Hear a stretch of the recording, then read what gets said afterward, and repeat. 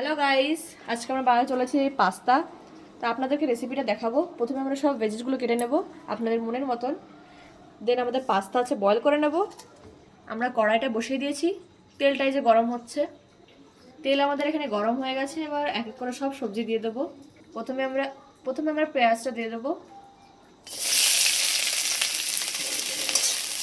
পেঁয়াজটা একটু ভেজে নিয়ে এবার কি দেবা? এবার গাজর দেব, এই যে ক্যাপসিকাম দিয়ে দেব। গাজরটা একটু ভাজা হয়ে যাক, ঠিক আছে। পেঁয়াজটা একটু ভেজে একটু লাল লাল হবে, তারপরে গাজরগুলো দিয়ে দেব, একটু ভাজা হোক। আমাদের পেঁয়াজটা হয়ে গেছে, এবার আমরা গাজর দিয়ে দিচ্ছি। এরপর আমাদের আস্তে আস্তে দেবে ক্যাপসিকাম, ভালো মতো নাড়িয়ে নেবে। এবার ক্যাপসিকামটা দিয়ে দেবো। এবার যাচ্ছে ক্যাপসিকাম। কমেন্টে বলবেন কার কার ক্যাপসিকাম ভালো লাগে। সাইডে আমরা দিয়ে দিচ্ছি ডিম। আপনারা চাইলে আগেই ভেজে নিতে পারেন। এটা আমাদের শর্টকাট মেথড।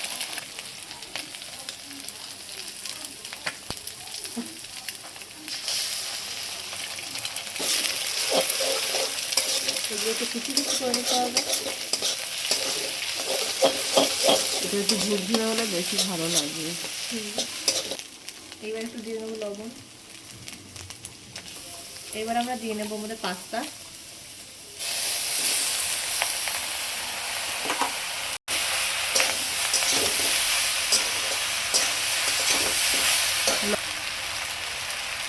লবণটা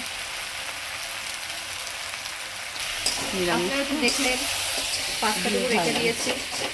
আমার দিদা হচ্ছে ডিম খায় না, তার জন্য আলাদা করে রেখে দেওয়া হয়েছে। পরে আমার দিদাকে আলাদা করে বানিয়ে দেবো। বন্ধুরা, এখন আমরা ম্যাগি মশলা ইউজ করছি, কারণ কি আমাদের পাস্তা মশলাটা হচ্ছে খতম হয়ে গেছে।